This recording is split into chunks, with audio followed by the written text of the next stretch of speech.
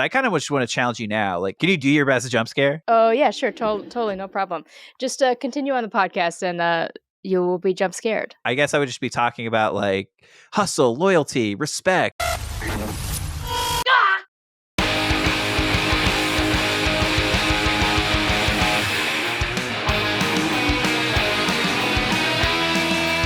Hello, everybody. It's Wrestling Academy time. You can see me. My name is Samee Junio, and I am the Homecoming King here at Wrestling Academy. And here with me, as always, is a man that has the whole world in his hands.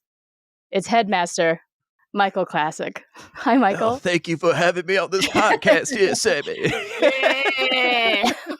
How's it going? It is going all right. I've been having one of those afternoons where I was just getting ready. I was running a little bit late. I was trying to get ready to do the podcast, and I somehow hooked my shirt on the door. And then as I was like pulling my shirt off the door handle, I turned around and somehow just fully punched my door frame. I made an accidental fist, accidentally made contact, and it was just, I felt like such a geek because I hit the door frame and was immediately like, yeah. Other than that, I'm doing great. How are you doing, Samee? This just reminds me that I accidentally punch myself in the face semi-frequently when I'm like changing my clothes or whatever, especially when I'm in a rush or trying to move too fast. I'll accidentally just like clock myself. Like, what? Nothing is this important. How are you putting if I may ask, how are you putting on a jacket? Like, ugh. It's like I'll get hooked into something because I'll be like too much in a hurry and limbs are flying around. Yeah, you just got the shirt half on and you're just like, just, yeah. My greatest enemy is myself. Yeah. You just don't know your own strength. I really don't. Samee, my mom started listening to the podcast and she made it to the Terry Funk episode. Okay. She was so inspired by the Terry Funk episode that she reached out to a friend of hers who is like a really cool artist and sculptor. And she asked him if he could make a Terry Funk statue for me. And that's exactly what he did. Oh my God. This is incredible. Her friend is very talented. Thank you to your mom for listening and getting inspired by Terry Funk. We all have. Yeah. And then the artist, his name is Dan Crowley, and I will absolutely put a link to his shop in our bio, and you can definitely check it out. Again, this is not like sponsored or anything. This is just, he made this out of the goodness of his heart, and I think it's super cool. That is incredibly cool. Give us a 360 of old Terry. Give him a full 360. Yeah, because like, look at the texture on the hair. Oh, nice. Whoa. Cool. Dan, great job. Yes. This is Dan Crowley who made it, and then Terry is going to live right back here. Oh, I love that. I love that for you. Samee, I think it's time we let the audience know all about our ongoing investigation about hashtag Who is Ween Kid. I'll be honest, we've run into a wall. For people who don't know, who are just tuning in, the 2008 Royal Rumble, there is a kid in the background of 90% of the shots, and he's just making goofy, ridiculous faces. Samee's making them right now. And all we know about them is that they're wearing a yellow Ween t-shirt. And we have been determined to find this person. We're calling them Ween Kid. And I'll be honest, Samee, it just feels like this investigation is getting so deep and far outside of my grasp. So if anybody has any information about hashtag Who is Ween Kid, please tag us or call us and leave us a voicemail. It can be anonymous. Our number for the Ween Kid tip line is 708-669-4512. Again, that is 708-669-4512. Ween Kids out there, and we can find them together. I fully believe that we can definitely find Ween Kid. Where is your investigation? Where did you stop? Here's what it is. I'm debating whether or not to call Madison Square Garden and lie to them and tell them I'm a journalist and that I need information on ticket holders from 2008. That just feels insane and kind of like I'm trying to commit fraud. Well, you are. You won't be trying. You will be committing fraud. However, I don't think that the lie is that you're a journalist, because as far as I'm concerned, we've put in handfuls worth of research on a podcast, which is available worldwide. We're doing our research, we're checking our sources, we're publishing it. I think we're journalists.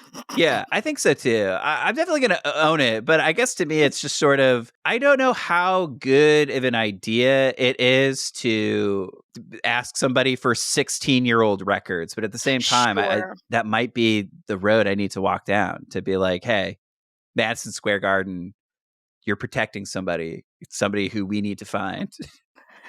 Well, and yeah. I'm a journalist, and and I'm going to sue you if you don't tell us the truth. You're gonna sue the garden. Yeah, so if you ever want to have a concert again or a basketball game, like definitely give me the fucking answers for a thing you probably don't have records of anymore, right? I feel like I've been so emboldened by people just doing crazy stuff on social media that I was like, yeah, what if I just call Madison Square Garden and be like, I'm a journalist, give me names. Would that work? I don't know. Well, maybe. I don't know. Depends on who answers the phone. People are willing to do anything for spotlights of fame, and maybe you could even present it as, we have a growing podcast, much in the vein of Serial. It's called #WhoIsWeenKid. Yeah. When you think of podcasts, I want us and Serial to be in the same conversation. Mm-hmm. Yeah. I mean, hasn't that always been the case with Wrestling Academy? Yeah. And Samee, I'm so happy that you said growing, because I feel like we've also lost sight of one of our very oldest and original goals. We are still on the road to getting 1,000 subscribers. And we've made the promise to our audience that if we get 1,000 subscribers, Samee is going to put me through a table for real. So for real. All I can say is I'm begging and I'm pleading. I want to go through this table so bad. We got a nice little boost of subscribers, and I did wake up in a cold sweat. We got enough subscribers to where it got really real for me for a second. I was like, I did panic. So if you could just hit subscribe, it is free, and we would certainly appreciate it. And we will pay you back by Samee just fully obliterating my back with a table. And that's our promise to you. Yeah, that has always been the promise since day one. It was never a question of if, it was always just a question of when. So if you want to speed up the process, follow Wrestling Academy Pod on YouTube. Please. But all of that stuff, that's happening in the future. Samee, what are we talking about today? Today, we're talking about John Cena. Why is this such a heavy introduction? Why did we sigh when presenting this subject? You really tensed up as soon as we mentioned who we were going to be talking about for the episode. Because I think the man himself is complicated, even though his character is not, by design, complicated at all. And we've had hours-long conversations through text message.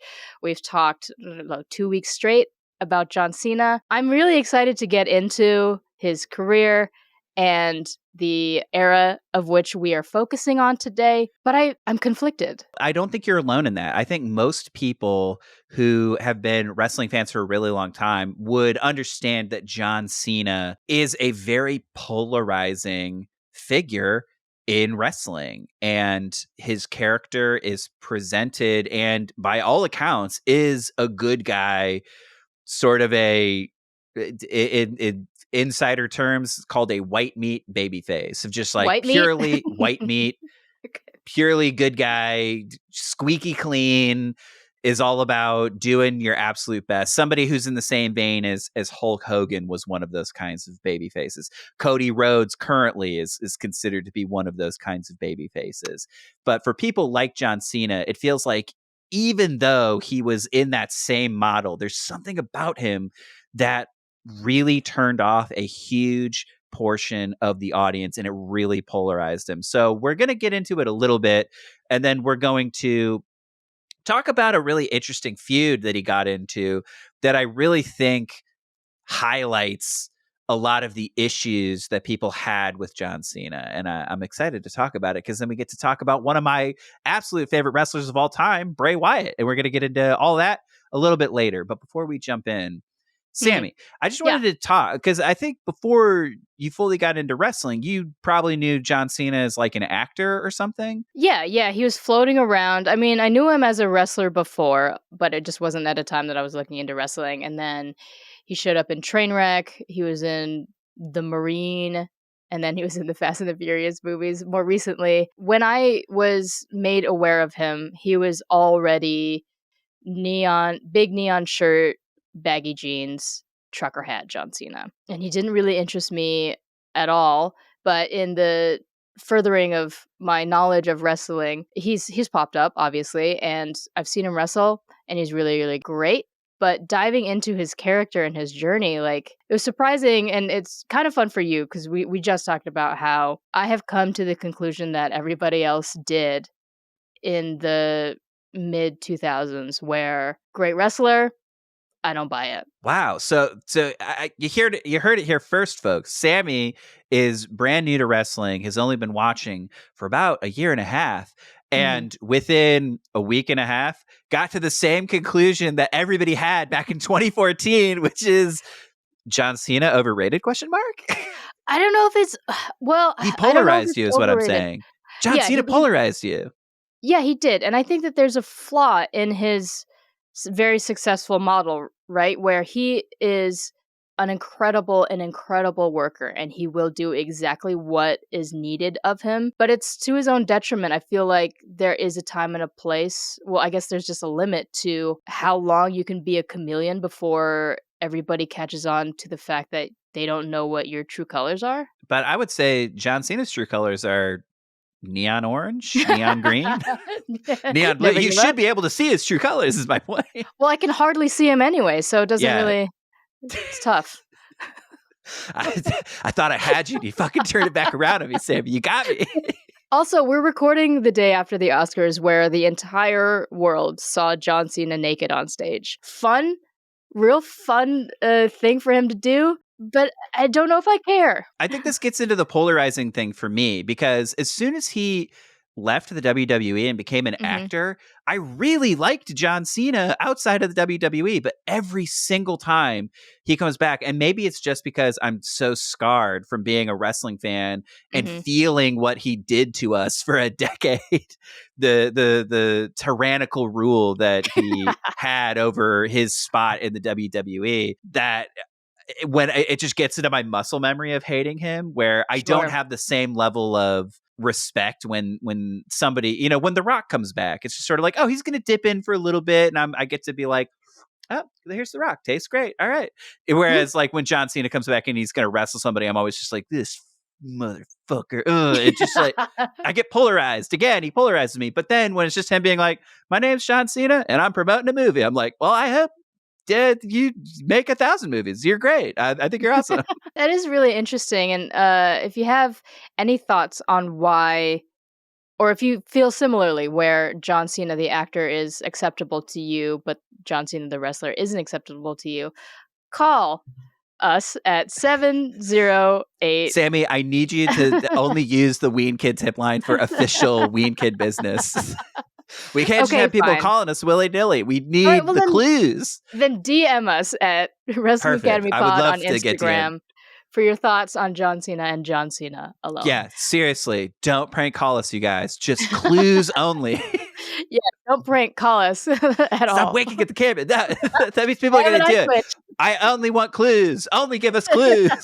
So I feel like we're getting a little ahead of ourselves and kind of losing the thread. So let's start at the very beginning with John's bio. So John started out bodybuilding before he started wrestling, which may explain why he's just so jacked and so yoked. He started wrestling in 1999 at a school called Ultimate Pro Wrestling in California, which did serve as a WWE developmental space. And in 2001, he moved over to another WWE developmental space, Ohio Valley Wrestling. While he was at Ultimate Pro Wrestling, there was a documentary that was shot. It was 50 minutes long. It's on the Discovery Channel. It's available on YouTube. Did I watch it? Yes, I did. What's in this documentary, you ask? Well, let me tell you. Number one, it was made in 2000, so the quality is really, really bad. But we see John Cena a couple of weeks into his training, his wrestling training, which is really fun. We see a little bit of Samoa Joe. He's not ever focused on, but he's in maybe 2 to 3 shots in the background. We also see the first internet wrestling broadcast, aka live stream, which is fun. And we also get to see John Cena's first gimmick called Prototype, or the Prototype. 50% man and 50% machine. And it 100% reminded me of the Tekken character Jack. Are you familiar with Jack at all?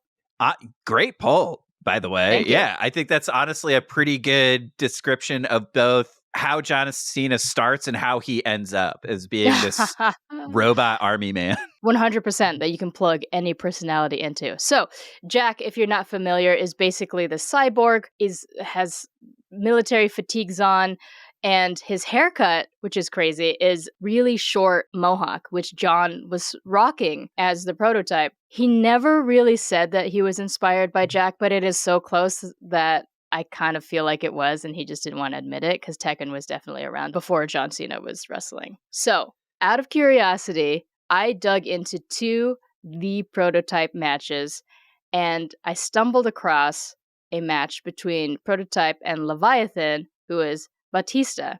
And so, Michael, I'm now launching a pop quiz on you on the one unspecified match between Prototype and Leviathan. So, spoiler alert, Prototype wins the match. But how does he win it? Does he A, wrestle a clean match and get a pin with no funny business? While both wrestlers are laid out, Prototype's manager comes and ethers Leviathan in order for Prototype to get the win. C, Prototype does the robot and mesmerizes Leviathan long enough for someone to smash Leviathan in the back of the head with a briefcase. Or D, I just lied to you and Leviathan actually won by throwing Prototype's own manager into Prototype, knocking him out cold. I gotta say, Samee, these are all good choices. Thank you. I'm completely at a loss.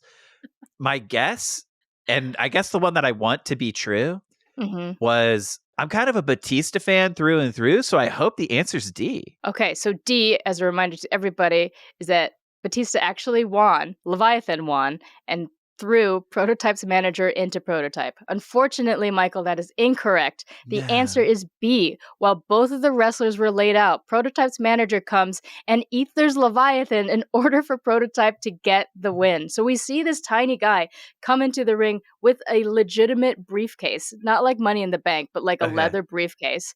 He takes out a rag and then he pours ether on it, makes Leviathan pass out, and then Prototype gets the pin. Oh my God, dude. I know. I guess in my mind, I was like, there's no way it could be B, because why would they get an ether-soaked rag? That's crazy. Well, guess what? It happened, baby. What's also crazy is both Leviathan and Prototype go on to be hugely successful. Leviathan was just in Dune too. You know what I mean? That's crazy. And then the Prototype was just naked at the Oscars. I know. Wow. A-list celebrities here. And before all of that, they were hitting each other with ether-soaked rags in a match to no one. That's crazy. Yeah, it's really wild. I do love knowing or learning that wrestlers were like in the same class together, and then being able to see how they progressed through wrestling and, through life. So as John progressed, he gets to the WWE, but the WWE executives hate the Prototype gimmick, so he has to cut his stupid mohawk, and he debuts on SmackDown June 27th, 2002, answering Kurt Angle's open challenge. So I feel this match is pretty iconic before John even comes out, because Kurt is, for some reason, wearing the classic wrestling headgear, but is also wearing a wig underneath. Okay, so here's what it is. In 2002, Edge and Kurt Angle were in a fight. I'm assuming it was hair versus hair, but it says Edge shaves Kurt Angle's head at Judgment Day 2002. So my guess is... wow. It's sort of a sneaky trick that they do when wrestlers are losing their hair, where they're just like, oh, we'll be in a hair versus hair match, then you'll just be bald for the rest of your life. So Kurt Angle 100% had hair. And then I'm assuming fights Edge in a hair versus hair match, Judgment Day 2002, gets his head shaved, and then I believe has probably gone off the deep end. And so he's now wearing his Olympic headgear with a wig underneath it to be like, no way, I didn't get my head shaved. Oh my gosh.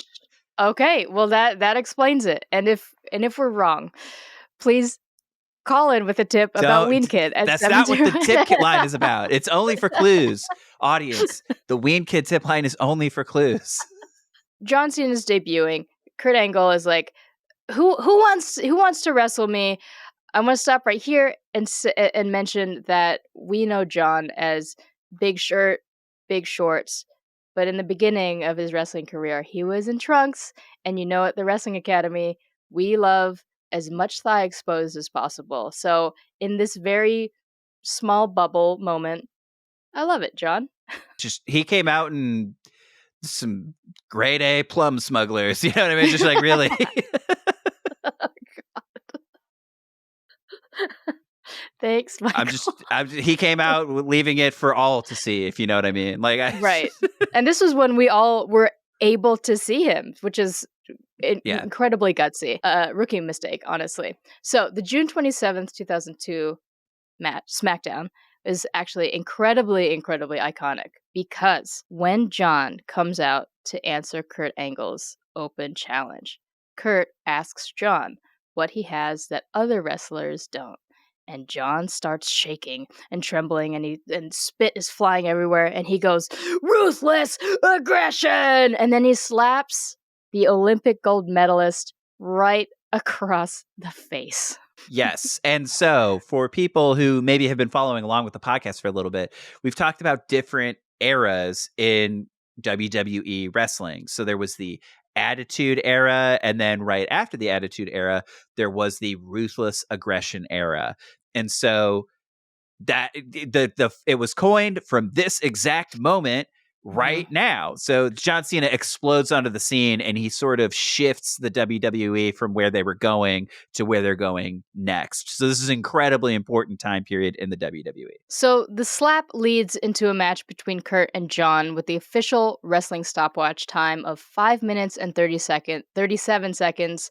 The match is pretty cool. John was being really, really impressive, just tossing Kurt around. Kurt takes the win. But again, if you're curious about the beginning of the Ruthless Aggression Era, that's where you start. Despite being a good wrestler, the fans really weren't connecting with John because he didn't have a gimmick or a personality. He just came out and he was muscly, and that's it. They took away Prototype, as I mentioned earlier. They weren't connecting, and John was actually almost fired in that same year. So it's 2002.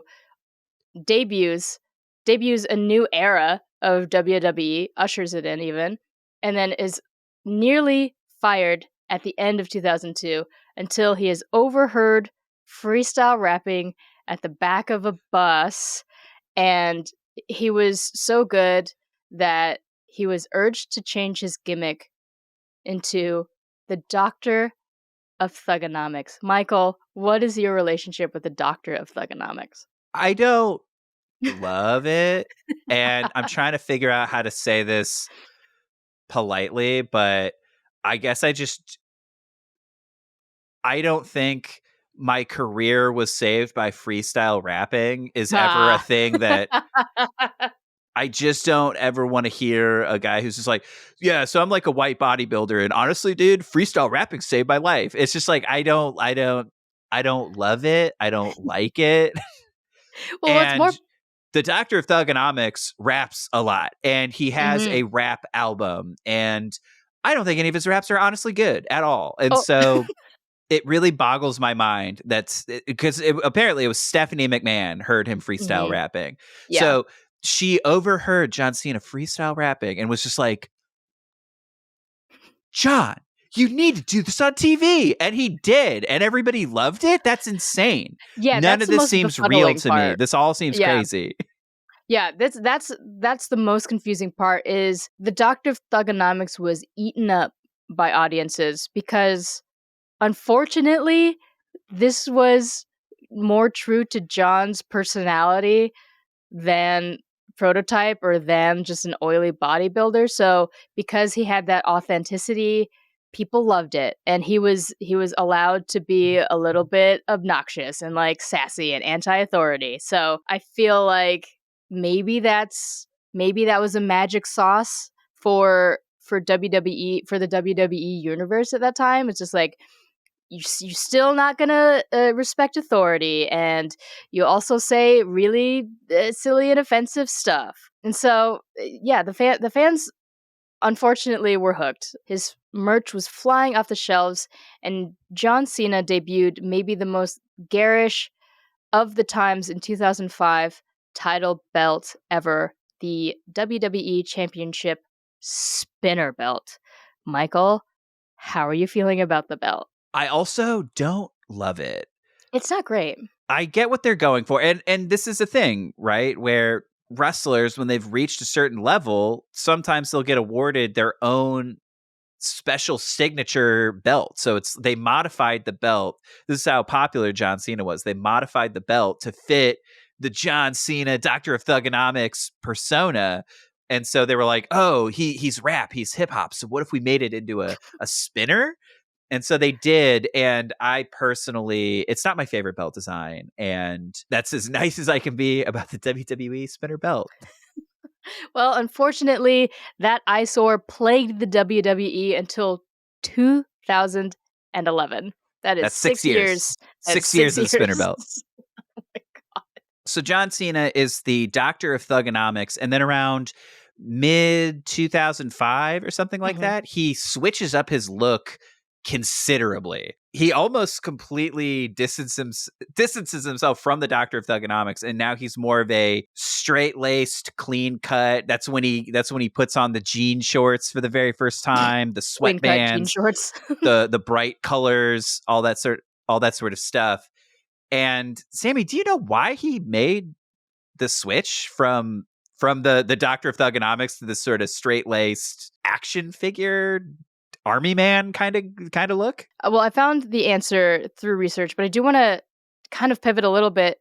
I'm now kind of recognizing that this kind of happens when you see a white person code switch or culturally appropriate, right? Where for a while they are this thing, and then once they grow up, or it's not beneficial for them anymore, it doesn't fit their personality anymore, they'll switch back over to white person. That okay, having real big moments here. Sort of built his legacy off of appropriating, and then as soon as he reached that mainstream fame he was looking for, all of a sudden he's like, oh no, jean shorts. I've always been about jean shorts. Yeah, I don't talk like that. I talk like this, and you're just like, yeah, that's what I'm talking about. That's sort of that's the artifice of John Cena. There's it's so weird. Yeah. Ugh. Anyways, he's on record. He's on record saying that his shift was for the kids, since he kept on seeing more and more children in the audience, which I guess makes sense because as he was the Doctor of Thugonomics, he was dropping bars such as this. Gold medal or not, Kurt Angle's going south. Forget your mouthpiece. I put my piece in your mouth. And Carlito, you ain't cool. You some chia pet putz. Instead of spitting out apples, you should be choking on D's nuts. And here's the thing. Samee basically does the exact cadence that John Cena does when he's rapping. So he'll always be like, all right, time to spit some bars. Gold medal or not, Kurt Angle's going. So, like, he really doesn't hip hop. You know, he really doesn't put any like sauce in his raps. But everybody's just like, oh, he's rapping. Can you believe it? But I'm always like, I don't think he is rapping. That's not rapping to me. But here's what I'll say, because I think we're going to be pretty negative on John Cena this entire episode. So I just want to always extend a positive hand wherever I see it. Mm-hmm. Instead of spitting out apples, you should be choking on D's nuts. Anytime somebody drops a D's nuts, that's good. You know, broken clock. It's right, twice a day. And I would say this is the Dr. Thugonomics fucking nailed Carlito with this one. I mean, maybe that's what Stephanie heard. She heard a solid D's nuts line and was like, all right, sick. Let's do this. So I think this is around the time when John Cena switches up his look that things start to change for John Cena. So I think the Doctor of Thugonomics, people liked it. It was popular. I think it's probably one of those things. I'd probably feel different about the Doctor of Thugonomics had I seen it live. So by the time I saw it or heard about it, it had already been a thing that happened 5-6 years ago. So it was probably dated when it happened back then. So I don't know if I would feel different if I saw it live. So by the time I checked out what John Cena was doing, he was firmly in his jean shorts, sweatbands, neon shirt, trucker hat era. And I think it was very difficult. And I was looking into, I was trying to find people talking about how they felt about John Cena at the time, because I think it's really easy for people to go back and just, when you stack up everything that he's ever done, can find all the flaws in it. But I was like, what were people not resonating with at the time? And what I found basically that happened was, and we've touched on it several times when we've talked about the podcast, but there was a stretch of time where it really felt like the WWE was more interested in business than it was in the product that it was putting out. So it didn't necessarily care about quality. It just cared about, making a lot of money. That's what corporations do. So John Cena became incredibly lucrative. So he was aiming his audience, or he was aiming his character at a younger audience, and that allowed him to sell t-shirts to kids. And guess what that did? Made a ton of money. And so if something makes a ton of money, what's a corporation going to do? Nothing, because it wants to continue to make money. So John Cena makes a lot of money, meaning John Cena should be a big star. John Cena gets to be a big star because John Cena continues to make a lot of money. So he's at the top because he makes a lot of money. And so there's no reason to change the formula at all, because if they were, he's gonna there's a chance that they wouldn't make any more money off of him. And he makes so much money that is actually a huge risk for the company, I think. So a thing happens for truly almost 9 years. It's called, quote unquote, the fans would call it the Super Cena era. And so basically, because John Cena's character became more or less a real life superhero or a real life action figure.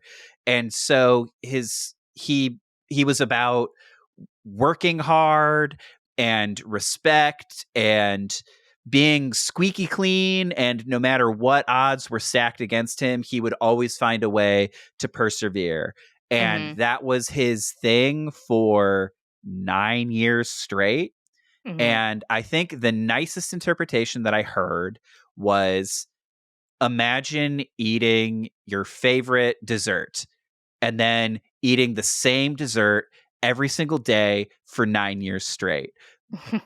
That's gonna wear on people, like his fans who grew up with him probably liked him initially, but then, okay, let's say you watch it at 12, 5 years later, you're 17, and he's the exact same, and you're at a completely different place in your life. You probably aren't going to be able to relate to John Cena anymore. So I think because he was on top for so long, his fan base changed around him, but he was a constant, which is probably good for the younger generation who likes having a clean cut, super easy to understand superhero, right? But I think people who wanted maybe something more complex, you're not going to get that from John Cena. And so I think people became very critical of him as he continued to, because again, I think you look at a character like The Rock, for example, when he was at the top, he wasn't there for super long. He certainly was not there for 10 years straight. I think he was there, 99 to 2003, and then he was gone for like 10 years, and then he came back. So John Cena was there, and I think he was there long enough for people to be able to get sick of him. And then because he made so much money, there was no reason to change his character. And so the only choice, I think, the corporate entity that was working through John Cena saw was just, we're going to continue to push forward no matter what people say. And actually, I'm going to make it my thing. I rise above hate and I never give up. And so that almost started to feel like mocking, I think. where you're calling for this business to be like, we want something to change, and then the avatar for the company looks you dead in the face and is like, and that's why I'm never gonna change. And you're just like, you're not listening to me. You don't care about what I want, and that is incredibly frustrating. I think the other thing that people said about John Cena was that because he was at the top and he was so popular, he had a lot of influence to make or break people who were on their way up. So if he didn't like somebody, or he eviscerated them on the microphone, he might have killed the momentum. There were a lot of young stars who maybe didn't get the chance they deserved because John Cena was on top for literally 10 years. So he capped as high as people could go, really, I think. And there are tons of stories. People talk about it all the time. And look, I just want to be clear. This is not a purely John Cena thing. Every star you've ever liked has done something like this. The Rock, has he killed people's careers? Yeah. Has Stone Cold? Absolutely. Has Triple H? Absolutely. And for whatever reason, I think it's honestly because John Cena stuck around in the exact same spot for so long that you could really stack it all up and hold it against him, because his character, unlike Stone Cold, unlike The Rock, unlike Triple H, was always a good guy. And so it's sort of like, oh, a good guy is doing these things that have real life implications and are hurting real life people that I care about. But he's on TV being like, I'm a good guy. I'm all about trying my best. And I think just something there doesn't fully gel, and it doesn't fully make sense. And I think it gets very disconcerting and very hard. Samee, how is any of this striking you? How is this lining up with your own feelings about what you find disingenuous about John Cena? Or is that shading in some things, or do you have a completely different opinion about what I've been saying? I don't have a completely different opinion. I just don't have the years of resentment stacked behind my thoughts about John. It is, as we kind of giggled about in the beginning, interesting that you've had this long-standing feud with him. I'm new to him, and we're both kind of like, no thank you, John, which does show that he is a very flawed character. So I guess for me, what I'd be curious then is, you don't have the same years of resentment that I have towards John Cena, but what to you was bristling you about John Cena? It just feels like him and his squeaky clean character is disingenuous, and not that I feel like he's a monster underneath. It's just that it's just not, it doesn't click with me as far as, well, that's your personality. Like, to me, it kind of feels like I may have a better relationship with John Cena if he stayed being the doctor of thugonomics, even though that is a very odd forest to chop through as far as like the cultural appropriation of it all. Yeah, definitely a very fraught forest to be in. Sure. So yeah, it's complicated because he's just a blank slate, and the personality that is plugged in on him is what he thinks is the best for business, and I don't like that at all. I'd rather have someone be kind of dangerous for the business but is interesting at all. I feel like all of the stuff that we've watched with John Cena, he's saying the exact same things in a you just kind of talk through it in a little bit of a stubborn kind of way where it's like, I'll never give up, but it's so sincere. It's like, I'm never going to give up. Like, he's exerting effort in a way that you don't need to exert effort. Like, oh, you're fighting an uphill battle, it seems like, John, but you're walking downhill. Like, okay. By the time we get to 2014, the crowd is evenly split. He'll come out and half of the audience will be cheering for him. So again, me and Samee are very negative, but half of the audience loves John Cena, think he's the best. And then me and Samee are on the other half of the audience who it's like we are just very sick and tired of the same thing. So whether you like him or hate him, I think you can agree it's the same thing. And I think John Cena, the character, would argue that he's consistent. He's being consistent. He's always going to be himself, no matter the circumstances. Either way, whether you like him or hate him, it's been the same thing for 9 years. And I Mhm. think 9 years, whether it is a legacy. He has one. He went through that. So I can't imagine what that's like to have tens of thousands of people boo me pretty much every single night for 10 years. That's crazy. That's That so is much. something. And so Yeah. it's like that is a level of resolve that I do respect, even though it Mhm. frustrates me to no end. But by the time we get to 2014, I think people are pretty frustrated with John Cena, or a certain population. There's a growing disdain for the way the WWE is booking things, but they're voicing that frustration through John Cena. John Cena is a true superhero at this point. By Mhm. 2014, he's been on top for 10 years. And by the time we get there, we get into a true superhero, supervillain story when an Yeah, opponent in baby. Bray Wyatt appears. And that's what we're going to be talking about for the rest of the episode, is the feud between John Cena and Bray Wyatt in 2014. This story starts in January of 2014. John Mhm. Cena has been a real life superhero. And I think, honestly, the fans are really starting to turn on him.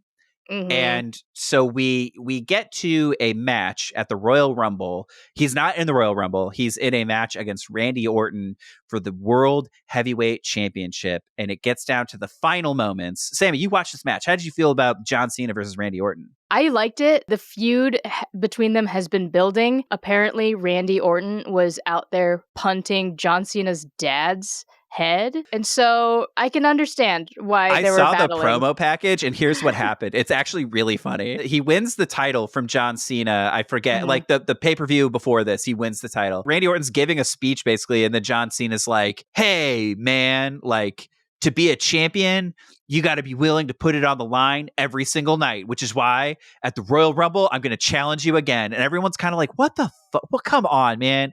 So Randy Orton's like so mad. He's like, he just gave himself a rematch. Like he said it. You guys didn't say it. He said it, and now it's happening. And they're like, hey, look, I know you're frustrated, Randy. So why don't you have a match against Kofi Kingston? And so he fights Kofi and loses and gets so pissed off. He's like around the ring being like, I can't believe I lost to Kofi Kingston. He's going crazy. And as he's walking around the ring with his head in his hands, he sees John Cena's dad and just starts beating the shit out of him. Mm-hmm. And then John Cena comes running out and it's like, my dad. And then he takes his dad to the hospital. So that's how that starts. Was Randy Orton was so frustrated at losing to Kofi Kingston that he took it out on John Cena's dad. Yeah. And during this, what a lunatic, dude. I can't believe it. Like, as squeaky clean as John Cena was, Randy was known for being just a fucking pile of shit. Randy seems in control for most of it. They start exchanging finishers, and then they literally start exchanging finishers. So John RKO's Randy. Randy does an attitude adjustment. John has Randy in the STF, and the lights go out.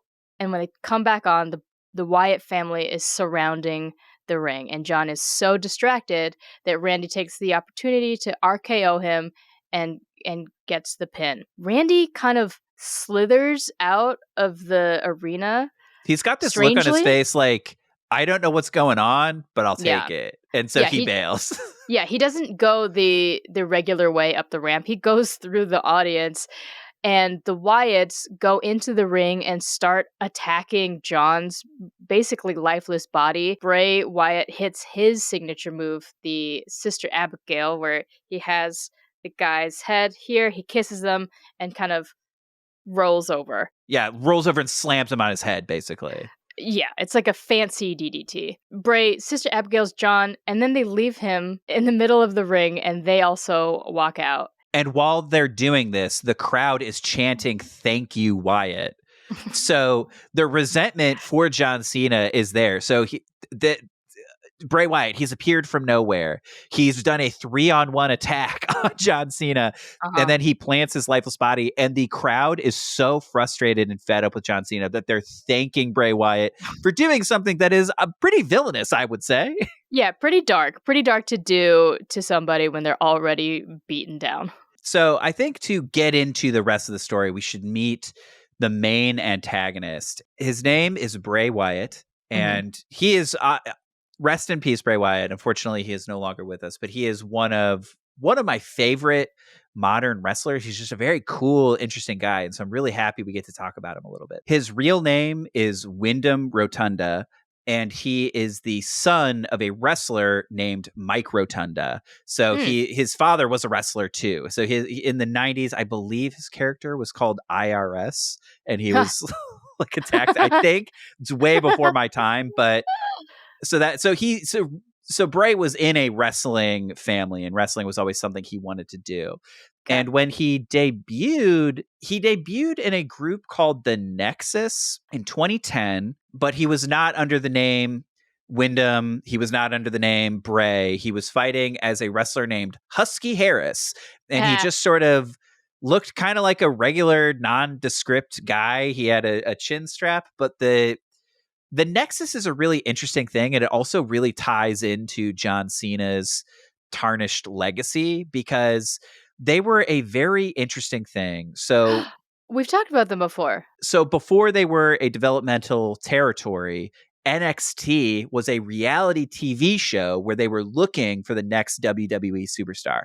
And then they rebranded Florida Championship Wrestling to just be NXT, which would be like a developmental / feeder system where they're looking for new talent. So they kind of merged the two ideas together, and then it just became a wrestling promotion in its own right. But the very beginning of NXT was a reality TV show where they were looking for new superstars.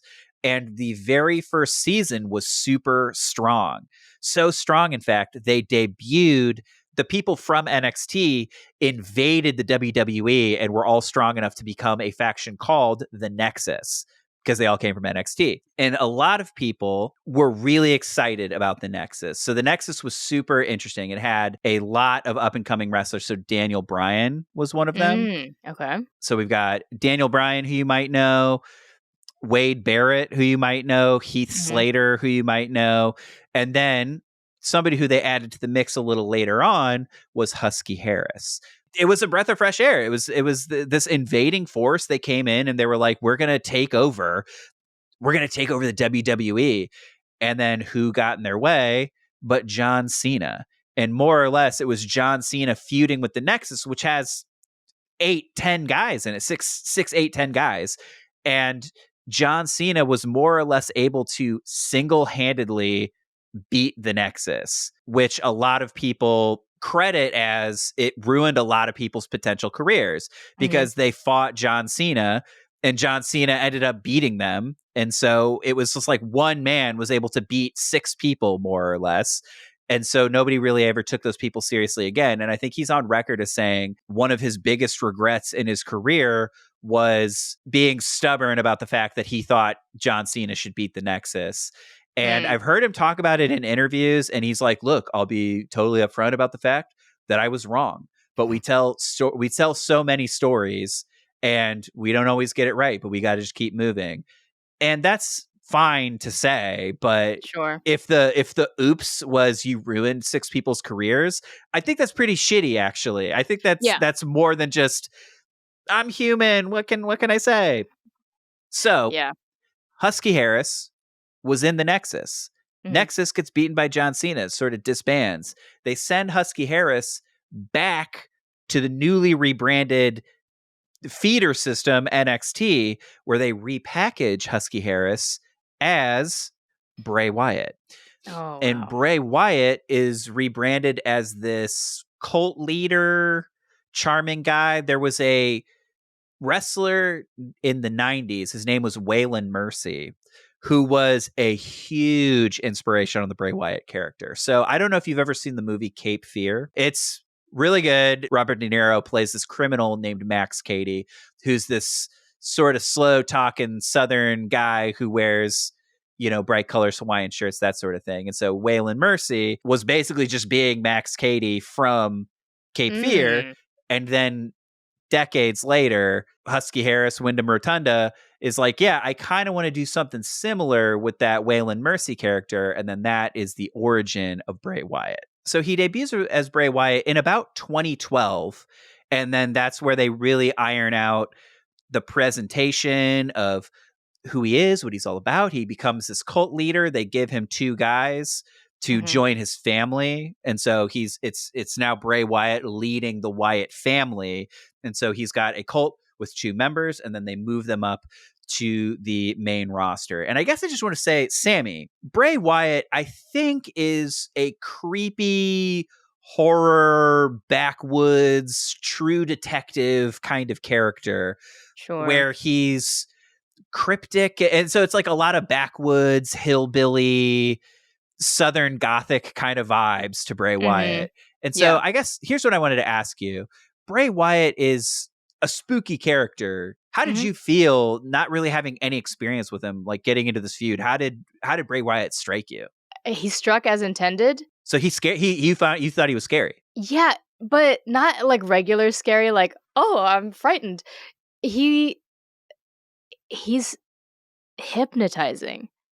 And his walk-in music, his theme music, he chose it's slow. It's an intentionally very slow, like swampy like song. Twangy guitar. Yeah. And he walks in with a lantern. He's got a wicker.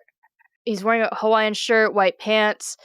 But it's scary how easily I bought into what he was saying. He made sense to me, and that was frightening. And I think maybe the scariest part is that somehow his boots, that were definitely not sandals, registered to me as like cult leader, like holy figure sandals for some reason. I've zoomed in on them a bunch of times. They look nothing like sandals, but for some reason in my heart, I believe that they're cult leader sandals. That is sort of the magic of the Bray Wyatt character, because I've seen so many people who have no experience with wrestling where where they're like, oh, who are some of your favorite wrestlers? And you go, oh, Bray Wyatt. And then you show them a picture and they're like, this dude in a Hawaiian shirt and a big scraggly beard and greasy hair. And they don't take it seriously. They don't get it. But I think when you see it, it really gets under your skin, I think, in the way that a horror novel gets under your skin. So he's not a scary movie. He's more like a book where you get into the thought process and you get into the ideology and you hear him talk. And he does. It's got very preachery vibes to it. Yeah. So there's religious fervor to what he's talking about.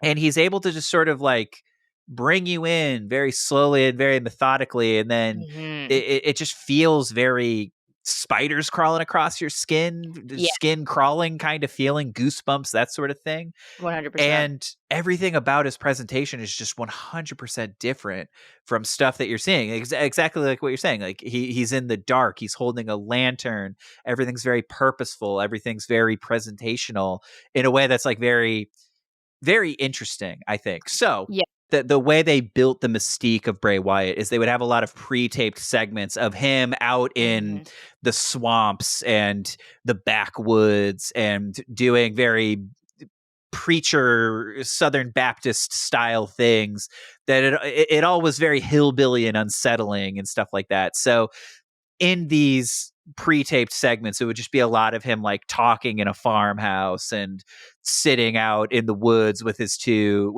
cult members, and one of them he put a sheep mask onto.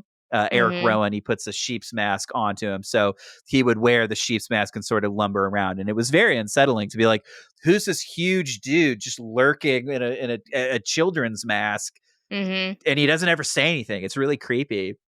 And so they started cutting those together, and a way they would introduce it is with the Bray Wyatt jump scare. And so I just want to say, Samee, we've seen the Bray Wyatt jump scare enough to be able to do it. So I kind of just want to challenge you now. Like, can you do your best jump scare?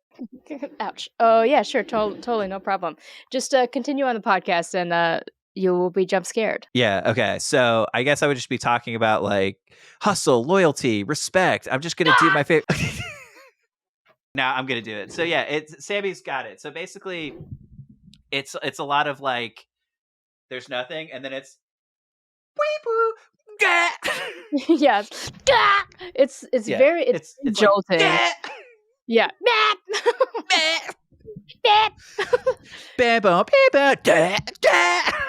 Yeah, there is music behind it, and then And yeah, it'll are they cut like, to Bray, "Deh!" and then hold on, the lights will be off. Bray will be lighting his lantern. Wrong company. Lighting his lantern and be like, Birmingham, we're here. And it'll go black. That's Bray Wyatt.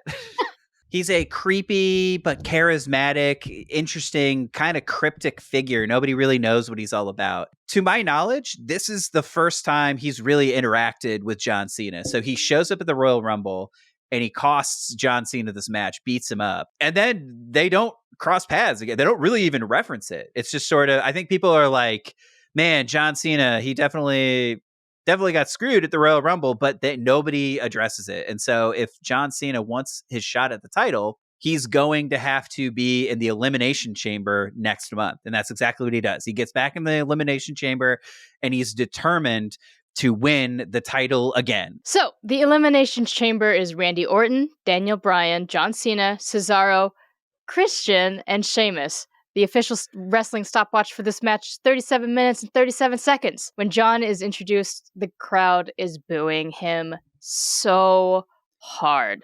And we talked about how he's just so steadfast in the face of booing, but that's a long time to be booed, and it's so strong, and there's no question that he's being booed. And yeah, embarrassing. I think it's humiliating. Anyways. Yeah, I don't think I'd be able to handle it. Yeah. It's no good. It's no good. I was excited to see Christian wrestling as a singles wrestler in WWE, and this is the first time I've seen Cesaro wrestler, and he is fucking strong dude. His name is Claudio Castagnoli in AEW right now. So if you want to see more Cesaro, you can. And this is also during Daniel Bryan's Yes movement, and he is extremely over with the audience. So everybody's booing John, and everybody's sing Daniel Bryan. It's also really funny because Daniel Bryan was also in the Nexus that I was talking about. So he was one of those people that John Cena kind of kneecapped and was like, whoops. And then here we have Daniel Bryan, who has started this true baby face. The odds are truly stacked against him, and the fans are so behind him that it became a thing. We'll talk about the Yes movement in more detail later, but this is like a historic once in a lifetime thing that runs in the exact counterbalance of like Daniel Bryan is who John Cena is trying to be. Aww.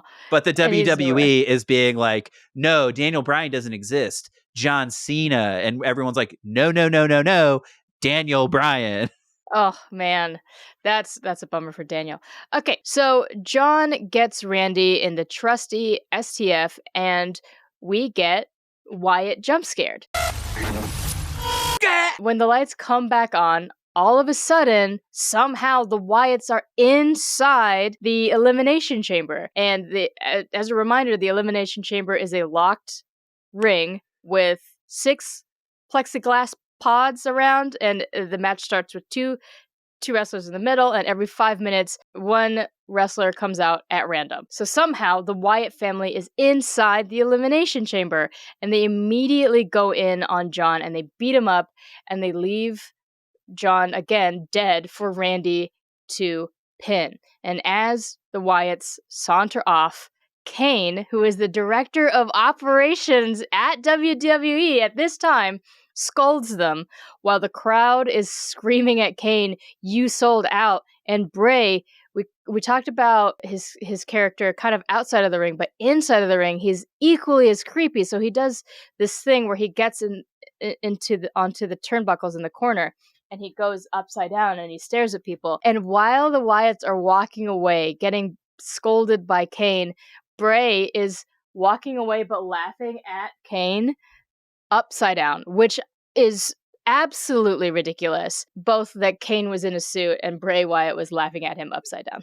Yeah, so I guess I was going to ask you this, Sammy. When last we checked in on Kane, it was 1999, and he was wearing a mask. Mm-hmm. All red and black, and here we are 2014, and Kane, no mask, a regular old guy in a regular suit. How did it feel to see corporate Kane? What questions do you have?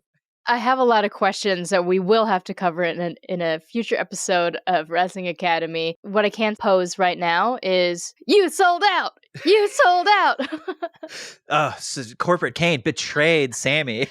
Huge. No voice box even? It would be no voice sinister. box, no head tilt. He's just sort of like, hey, how's it going? I'm Kane. You guys better not break the rules. I'm gonna go run for Republican office here in a second. Yeah, here's the thing. Here's what's crazy. Kane used to set people on fire. Here we are in 2014, and he's like, you guys, you interfered in that match. It's like, motherfucker, you ripped the door off a Hell in a Cell. That's how you debuted. Yeah. Is by barging into a cell. And here you are chastising people for doing the exact same. Come on, Kane. So the next night on Raw is where John Cena officially even acknowledges the Wyatt family. So I think he comes down to the ring, and this, I think, really highlighted to me what my main frustration with the John Cena character was. His character is basically that he is the WWE. And that's not a title that anybody gave to him, from what I could tell. It's a title he gave to himself. So every time he talks about WWE succeeding, it's always framed as, I, John Cena, have succeeded. And so it's just like whenever he talks about the fans of the WWE, he's like, and you allow me to do this kind of stuff. And it just feels very self-centered, very self-serving. And it just basically feels like no matter what's going to happen, he's not interested in what you have to say or being flexible. He's very upfront about the fact that he hears the criticism. He's very upfront with the fact that he's like, and I know half of you love me and half of you hate me. That doesn't sound like what a hero would say to me, honestly. No. If somebody's basically just like, I know I'm a leader, but I don't give a shit what you think. And it's like, that doesn't feel good. That feels bad. And so basically what he's saying in this promo, the content of the promos, he's like, recently I've been talking a big game about how I'm going to carry this company into the future. And if anybody thinks that they can do it, they're welcome to come and try to take it from me. Which again, Samee, I gotta level with you. Does that sound like something a good guy would say?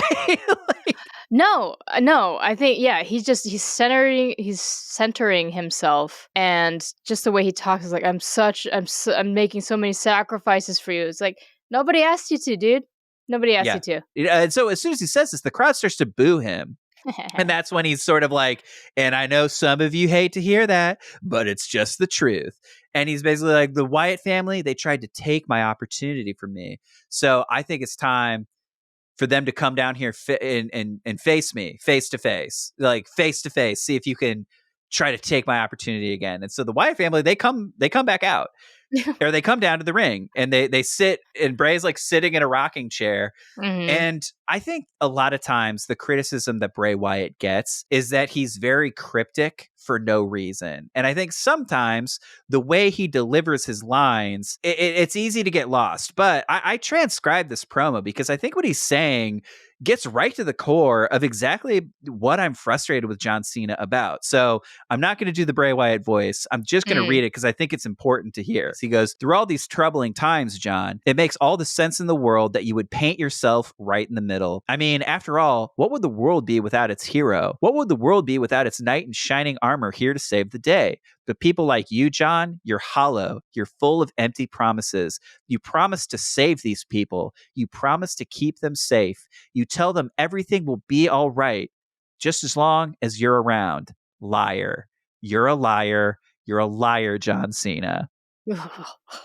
But like, he's right. What he's saying is true, where it's like he's painted a world, right? Where he's like, the future has to go through me. He's created the problem and the solution. John Cena has created himself as the solution to a problem that does not exist. And he's trying to convince people that he's like, the WWE will not be the same unless I'm here. That's not a hero. That's not what a hero does. No. So Bray Wyatt, I think he, in this moment, is speaking truth to power. And so when he's doing this, right, it's coming across very sinister, very creepy. And I mean, he's brought the Wyatt family and they surround the ring. And dude, this part made me laugh so much. It's just somebody who's been supremely frustrated with John Cena. John Cena is talking so tough. Like, he sees the Wyatt circling the ring and he looks around and he basically gets on the mic. He's like, you guys are talking so tough, but if one of you slides under the bottom of this ring, I promise you, you're starting something, son. You're starting something that you might not be able to finish. So he's basically like looking around like, come on. And then all three of them slide out of the ring and beat John Cena's ass, dude. Thank goodness. To me, it was just so like, that to me does not sound like a hero to be like, look, you guys are coming down here. And I promise you, if you step in my ring, I'm going to beat you up. And then he challenges three people to a fight and they beat his ass. Because why wouldn't they? I think even Jerry the King Lawler on commentary is like, he had to have known this was going to happen. Why did he do this? Yeah, when Jerry the King Lawler is correcting you and calling you out, you know you fucked up. Yeah, being like, John, why did you invite them to come beat you up? Because they do. They beat his ass.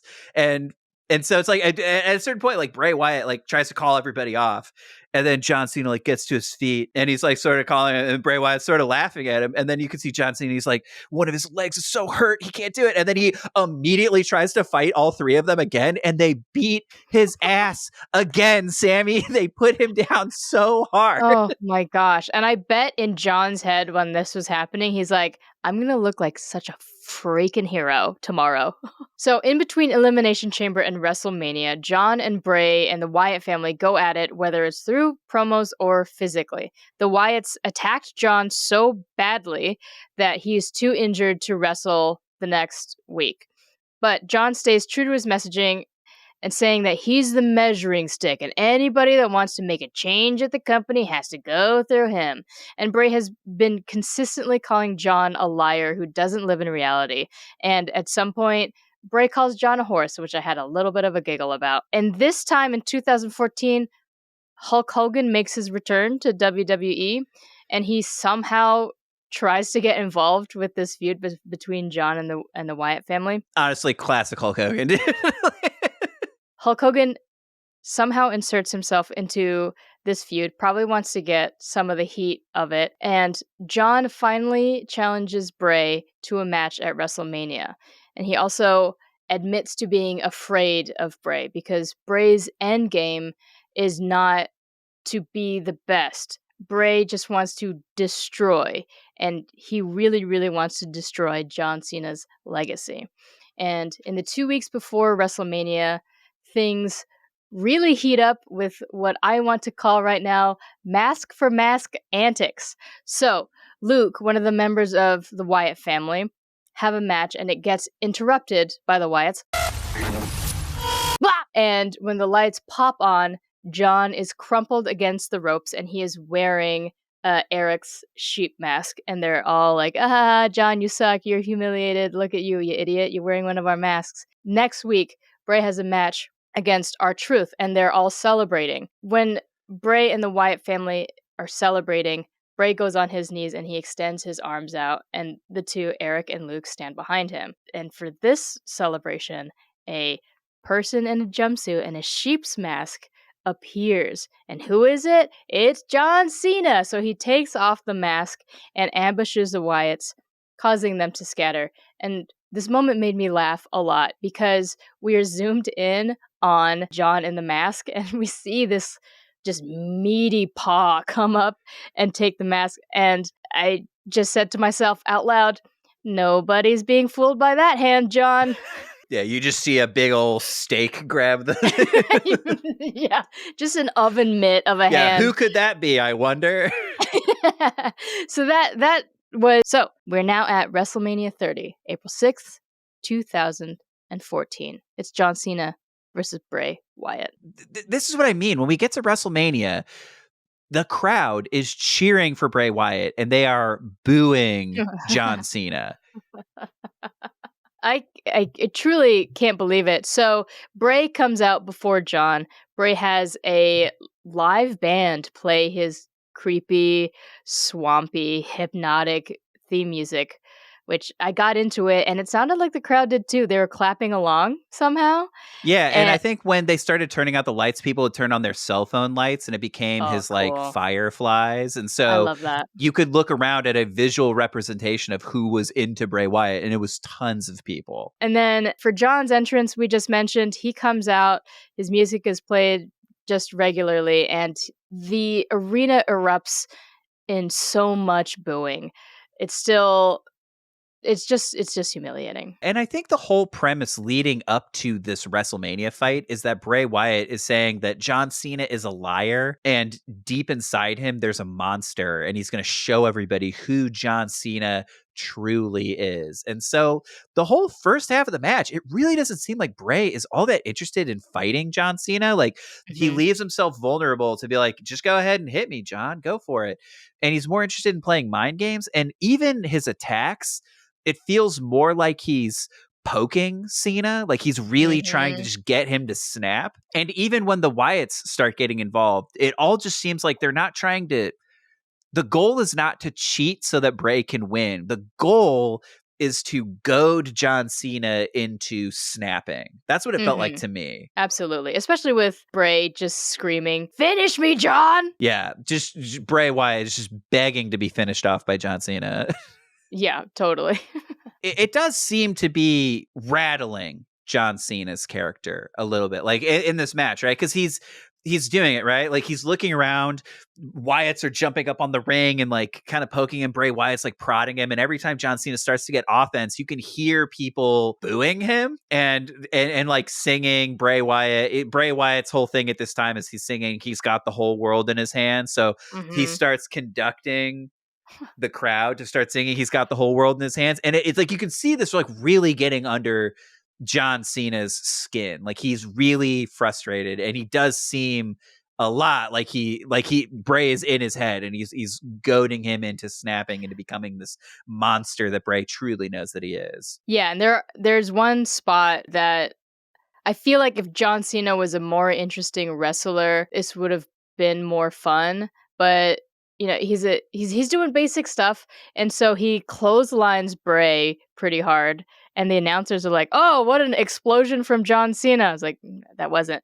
But then John walks himself to the corner of the ring, and he's just like, he kind of braces himself and is, "I can't believe I did that to Bray so hard," like in the turnbuckles. It's like, John, relax. It's like, you're wrestling, dude. Chill.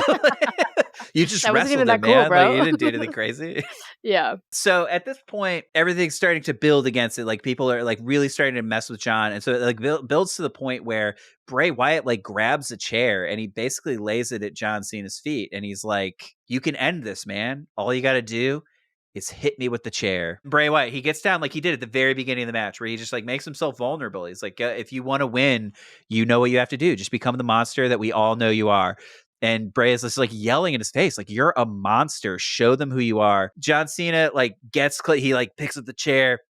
You can see he's like so conflicted. He's like, "Oh, do I finally snap? Do I finally hit Bray?" And then at that point, Eric Rowan hops up on the turnbuckle, and then John Cena hits him with the chair. Then he hits Bray with his finisher, the attitude adjustment, gets the pin, 1, 2, 3. But John Cena doesn't look happy that he won. He doesn't look like his normal, full of himself, like, "I did it. I can't believe it." He looks scared, and he looks like this really rattled him. And so he goes out into the crowd, and normally he's celebrating with the WWE, but this time it looks like he's going to them for reassurance, where he's just like, "Oh, my people," and he's in the front row, and everybody's in John Cena merchandise, and he sees a little kid, and like John Cena like got the sweatband, got the t-shirt, like really decked out, and he like is hugging this child, and it's almost just like, "Oh, thank God, like my fans still care about me, my fans still love me." And it just seemed very strange. And again, it didn't feel heroic to me. It really felt like this John Cena's character got super freaking rattled by the Wyatts. Bray Wyatt didn't win this match. It felt like he didn't definitively lose either, if I'm being honest with you. Because just as John was saying, that John said in the promo,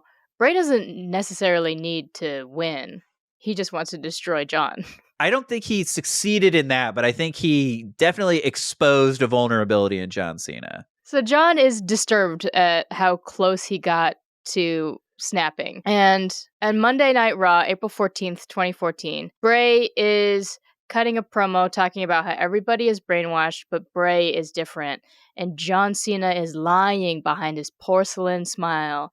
He is no man. He is beast. But don't worry, because Bray will expose John for what he is. And he says, "I do not wish to slay this monster right now. I want him to come out and play."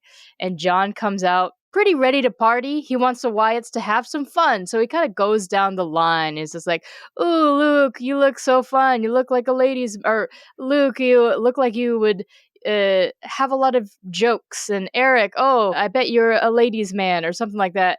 And he runs down the line of the Wyatts, making jokes that don't really hit. But then he whips out something that I guess I'm just a sucker for it. So John starts talking about Sister Abigail. And he's like, "Ray talks about Sister Abigail a lot, but we haven't really seen her. So I went on MySpace and this is what I found." And he turns around and he has a goddamn slideshow. And it's a picture of Sister Abigail, which is basically just Bray Wyatt's face photoshopped on a woman's body.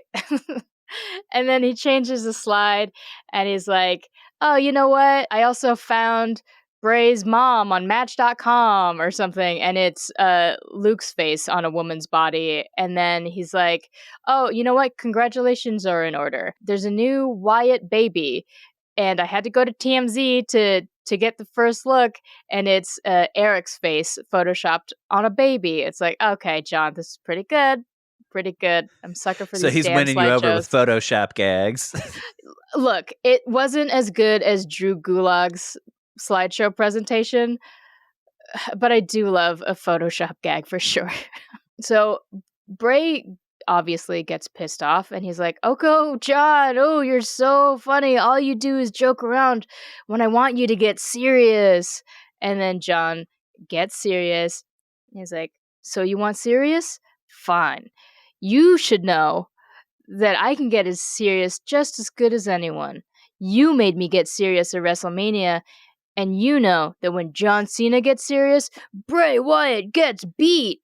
And then John challenges Bray to a steel cage match at Extreme Rules because he says, "At this point in time, you have not won without your family interrupting and disturbing everybody. So let's go into a steel cage match at Extreme Rules." And in the lead up to this, I just included this in the outline because I thought it was really funny, is a couple weeks before Extreme Rules, they have this thing where they're like, "We're going to let fans vote on the WWE app on who they want to see John Cena fight from the Wyatt family.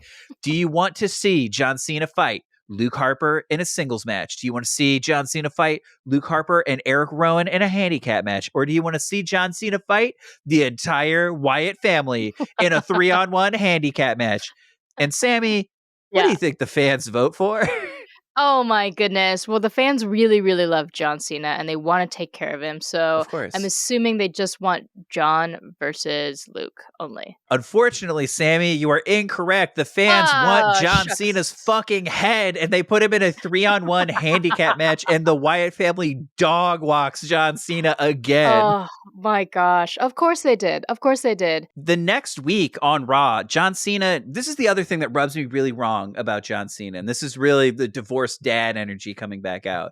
Mhm. He looks at the crowd and he's like, "Do you guys hate me that much? They'd put me in a John. 3-on-1 handicap match?" Yes. And you're just like, that doesn't sound like Rise Above. That doesn't sound like any of your slogans. It sounds like you're trying to manipulate me and guilt trip me into feeling bad that I wanted to see you get punished because you're a cocky asshole.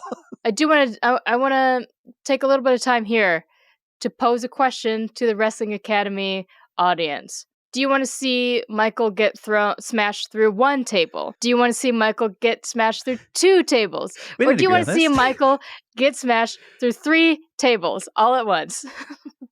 The poll at Spotify and Instagram. Wrestling Academy audience, do you really hate me that much that you want to send me through 3 tables? Everything I do is for you guys. The other thing that happens while John Cena is cutting this honestly very emotionally manipulative promo is that Bray Wyatt comes to the ring with a full children's choir. Mm-hmm. And they're all wearing sheet masks and they're all singing "He's Got the Whole World in His Hands," and they surround the ring. And you can see John Cena getting pretty freaked out. And I think, to me, what I was starting to notice in this story is it feels like Bray is doing a funhouse mirror of John Cena. And so John Cena's really popular with the youth, with kids. And so Bray Wyatt comes out with like this evil choir of children, and they're all singing. And so it just seems like, oh, it doesn't seem like the character Bray necessarily wants to destroy John Cena. It honestly feels like Bray Wyatt wants to be John Cena. And that's what I started to notice at this point in the story. So now we're at Extreme Rules, finally. It's John Cena versus Bray Wyatt in a steel cage match. The official wrestling stopwatch is 21 minutes and 12 seconds. And when John Cena walked in on the first match, the crowd was a lot more split, but I really feel like walking into the steel cage match, the crowd is firmly anti-Cena for the entire match. Yeah, I don't see why they would be on his side at this point. During this match, I think this is another thing that John Cena does that really kind of drives me crazy.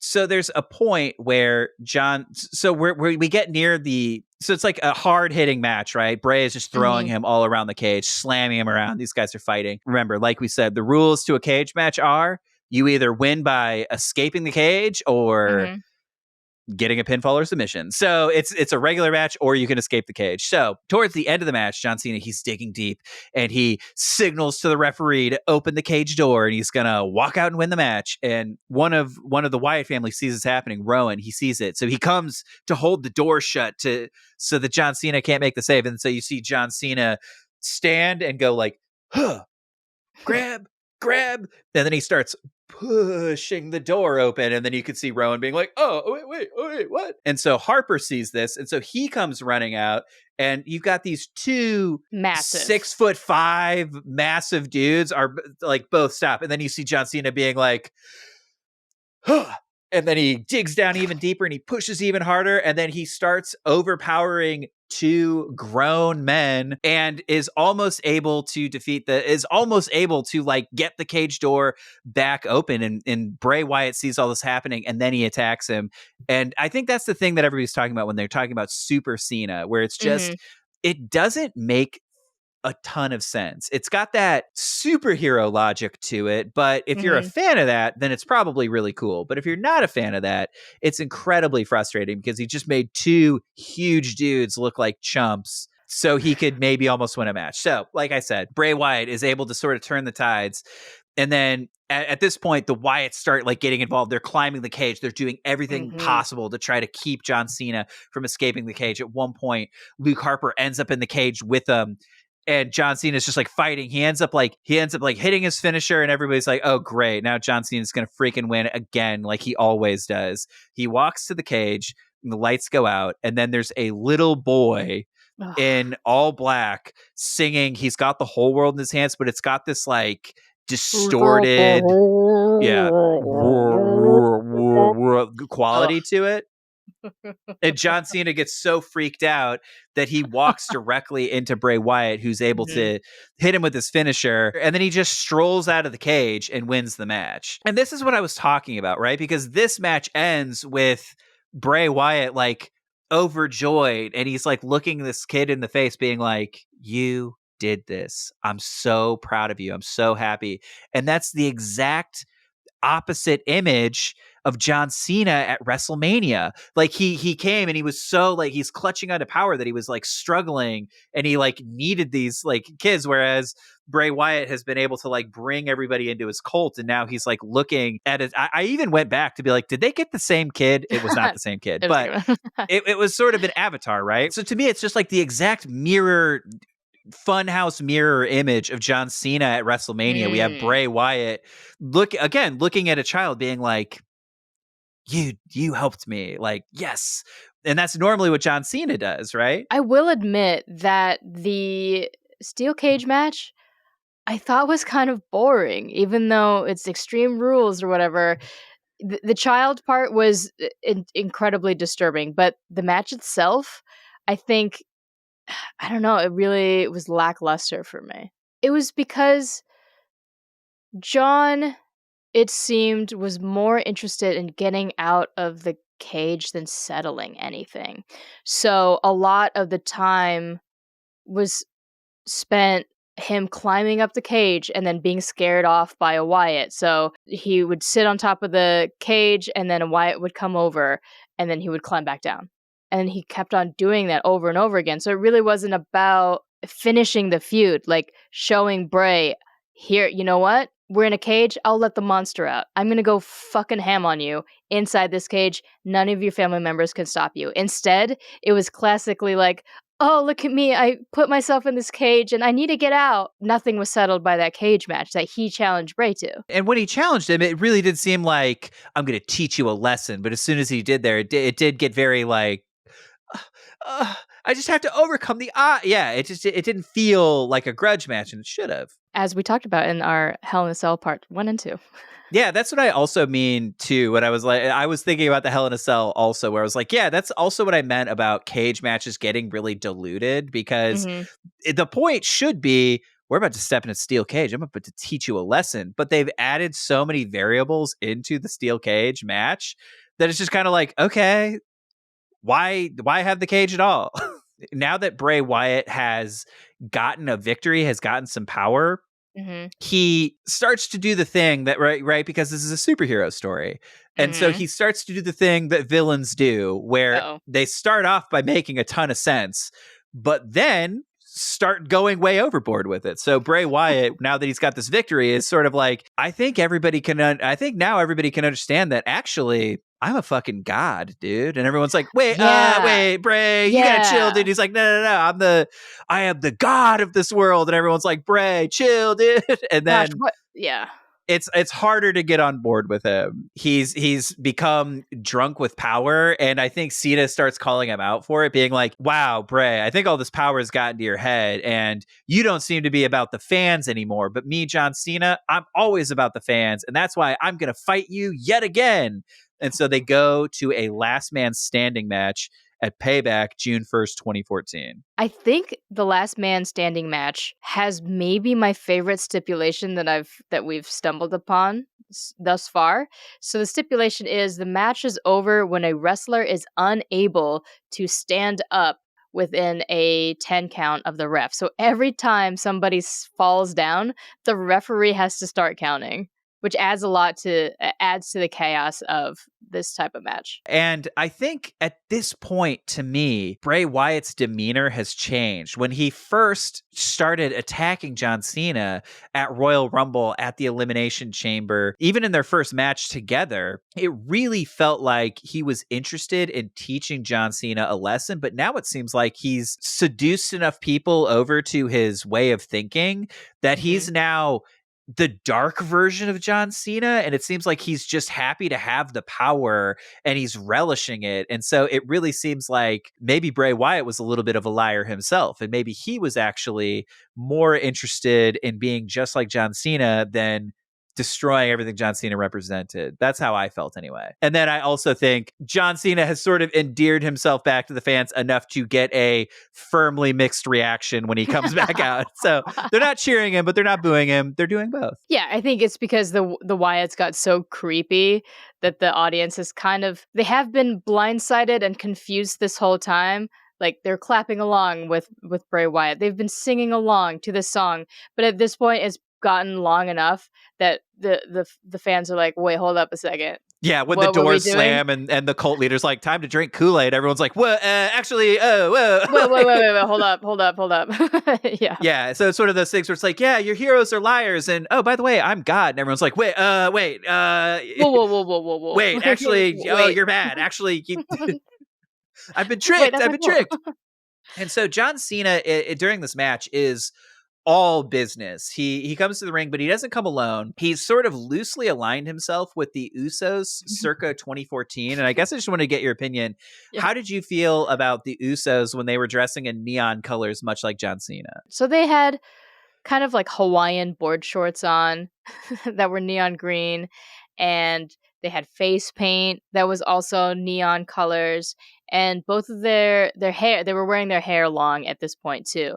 What was really fun for me was hearing that the audience back then was as into the Usos as they are now. So we just heard them chanting happily for the Usos, which is nice to know. Yeah, back before back before the brothers split up and were in a blood feud against each other, back before they were real rough customers, they were just two fun-loving twins who dressed in neon and loved having a good time. And they loved backing their man, John Cena. So the Usos come out as sort of an equalizer. So now John Cena doesn't have to worry about the Wyatt family getting a numbers advantage over them because he's got backup in the form of the Usos. So then these guys I thought this was a really cool match. Like these guys just went nuts on each other. And since it's a last man standing, there are no rules aside from you got to do whatever you can do to make sure your opponent can't stand up for a 10 count. So they are throwing each other all over the ring. Yeah, there's one point where Bray dances around with John Cena's body for a little bit that kind of reminded me of Batman's when Jack Nicholson Joker is dancing around with Kim Basinger's limp body. He was dancing around with her, and so that reminded me of that, which was kind of funny because John has a badonkadonk, and when he was playing limp, he didn't twerk, obviously, but it was just But silly. the body knew what to do. the body knew what to do. If John's body knows anything, it knows what to do. Yeah, it was just aching to be free. And look, I know we've been chastising John Cena pretty relentlessly this entire thing, but as I said, whenever John Cena did something that I thought was cool, I wanted to make a point to point it out. So there's a really great bit that happens during this match where John Cena picks up the steel steps. He's standing inside of the ring, and then he basically just shot puts it out of the ring, and it hits Bray Wyatt just like boom, and it hits him directly in the head, and he just like crashes to the ground. It's totally nuts. And I saw that and was like, pretty cool, Cena. Pretty cool. This match was actually full of stair spots, which we don't get often, and I was really pleased by it because any weapon that makes a sound bigger than the hit, great. Yeah, if a weapon makes a huge thunk, like great weapon. And in addition to crazy stair spots, there were also wild table spots that happened between Harper and Rowan and the Usos. So at a certain point, John Cena and Bray Wyatt are fighting. Then the Wyatts come in to try to get involved. And then the Usos come in to try to equalize it. And then the Wyatts just start fighting the Usos. And they do these two nuts table spots where they set up the table long ways. And then one of the Usos basically like cannonballs Rowan through the table. And then while that's happening, Harper grabs one of the other Usos and he set up two tables on the outside of the ring and does like a superplex. So from the turnbuckle outside of the ring, and then they like fall 6 feet down onto two tables, and it's like absolutely nuts. And so while that's happening, then Cena and Bray are fighting. They spill out into the crowd. They're like fighting in the rows and the aisles, and they fight all the way back to where the pyro is. And so you see Bray Wyatt throw John Cena over the table, and then one of the fireworks goes off. I loved that. I thought that was so cool. And so I it's loved like that. You see John Cena hit a table, and then it's just like boom, boom, boom, boom, boom. And then it's covered in such a sloppy way that it felt real. It didn't feel it didn't feel like a pre-planned spot. So then John Cena like gets back up onto the tech table, and then he does his attitude adjustment finisher on Bray Wyatt, and they're like on top of a table, and then he slams Bray Wyatt through a road case, and then slams another road case on top of Bray Wyatt, and then stands on top of it victorious. And it's like, yeah, you better believe Bray Wyatt's not going to be able to answer a 10 count or get out of that. So John Cena wins the feud. Well, before I start rolling eyes at the outro of this episode, I want to say that if you are interested in watching if you want a recommendation, I feel like the payback match is one that you don't want to miss. Yeah, the last man standing was really fun. I would highly recommend it. So I guess just to get into the epilogue here, Samee, you posed the question in the outline. Do I think Bray Wyatt succeeded in his quest to release the beast inside of John Cena? Yeah. And I guess I just want to answer that question by saying what happens the very next night on Monday Night Raw. So the next night on Monday Night Raw, after going through this hellacious 3-month-long battle with Bray Wyatt, where Bray Wyatt's like, you're a liar, you're selling people false truths, there's a monster inside of you. John Cena comes out grinning ear to ear, and everyone in the crowd is booing him, and John Cena smiles in everybody's face and goes, "That's why he loves the WWE, because everyone is free to speak their mind, and that's why I do what I do. And also, I'm going to challenge for the world heavyweight title." So to answer your question, no, not a goddamn thing changed about John Cena. Bray is such a cool character. And there were some cool spots. And yes, I do think John Cena's a good wrestler. I don't like the gimmick, but I feel like we were kind of cheated out of something that could have been incredible. And we were talking about this off the pod. We were talking about gimmick ego and how if John let go of this supposed Superman, Super Cena character and really went for it with Wyatt, I feel like John would have won everybody back and we would have been able to have an incredible story that wasn't just, oh, John prevailed. I think what I learned during this episode, and it's kind of a weird walk. I don't know. Maybe we're going to cut this, but it is strange to me where John Cena, his character exists on top, right? He's a superstar at the top of a company. Like, you don't get to be the very top star of a company without being some level of talented. And sometimes to get to the top, you step on people.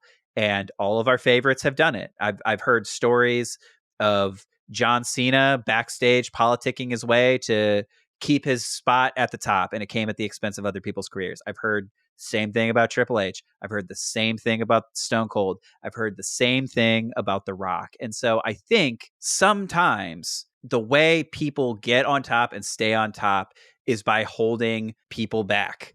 And I don't think it's necessarily good or it's right, but it is something that really genuinely happens. And so I think the only difference between The Rock and Stone Cold and Triple H and somebody like John Cena is all those people were allowed to be honest about the fact that they were kind of doing it. They all got to be heels who were saying, I'm doing something that's purely benefiting me. And the only difference between those three and John Cena is his character never once said that the reason he does all the things he does is to benefit himself. And I think if he had just been honest, I think people would have at least respected him more. But he just stared people in the face constantly and made so many selfish decisions and looked in our faces and smiled and said that he did it for us. And I think a lot of the hate he gets is not necessarily his fault. I think he was just a superstar who wanted to be the top person in the company, because why wouldn't you want that? Why wouldn't anybody want that? He was around during the perfect confluence of events to where he became the face of part of the company that people really despised. And so I honestly looked at this whole feud with Bray Wyatt as this was honestly a feud where John Cena was feuding with himself, where even though he couldn't necessarily speak it, he was getting out the criticism that people had about him, where somebody was looking him directly in the face and being like, you're doing this to benefit purely yourself. I think going back to that promo that Bray had, that honestly really stuck to me, where he's basically like, you've convinced everybody that they'll be safe as long as you're around. A few years later, John Cena, Mr. Does everything for the WWE, does everything for the fans. He leaves to be an actor. So he turns his back on the WWE, and I think everything got better, if I'm being honest. Like, it truly, Bray was right. Like, this whole feud to me, it just like really highlighted that Bray was right, where it's like, John, I'm not saying John Cena the man, I'm saying John Cena the character really created this, like, he created a problem that he also solved, you know? And then as soon as he was gone, it's like, great, more people are allowed to flourish. Damn. That's all I've been thinking about. I've just been so conflicted all week doing this episode, where I was really looking for something about the character John Cena that really was something, because we like to be positive here. We like to celebrate things. And I think for me, I just kept coming back to Bray was just a much more interesting, complex version of it. I don't think Bray Wyatt looked particularly good in his career coming out of this feud with John Cena. I think a lot of people say that John Cena, quote unquote, buried him. And I think that's sort of true. But I also think that under this intense amount of scrutiny and pressure where it's like, yeah, if you mess with John Cena, you mess with the bottom line of the WWE. And that's just always going to be the facts. And so I think what Bray Wyatt was able to do with that immovable object was honestly a pretty sharp criticism of John Cena, the character. And I think it allowed John Cena, whether he wanted to or was able to roll around in that criticism as much as he was able to. And I thought that was pretty cool. Here's my honest to goodness final thought about John Cena. Gold medal or not, Kurt Angle's going south. Forget your mouthpiece. I put my piece in your mouth. And Carlito, you ain't cool. Use some chia pet putts. And instead of spitting out apples, you should be choking on these nuts. That's right, Wrestling Academy. We want to thank you for listening to our podcast, which is hosted, produced, and edited by me, Michael Classic, and you, Samee Junio. Follow us on Instagram, TikTok, and YouTube at Wrestling Academy Pod. Send us an email at wrestlingacademypod@gmail.com. And if you don't, you can choke on these nuts. Follow, rate, and leave a positive review wherever you get your podcast. But check out Spotify, where we have Q&As or polls for every episode. And please, if you have any information on Ween Kid, go to our website, wrestlingacademy.university, to send in an anonymous tip, or call the Ween Kid tip line and leave us a voicemail at 708-669-4512. 708-669-4512. Hashtag Where's Ween Kid? Class dismissed.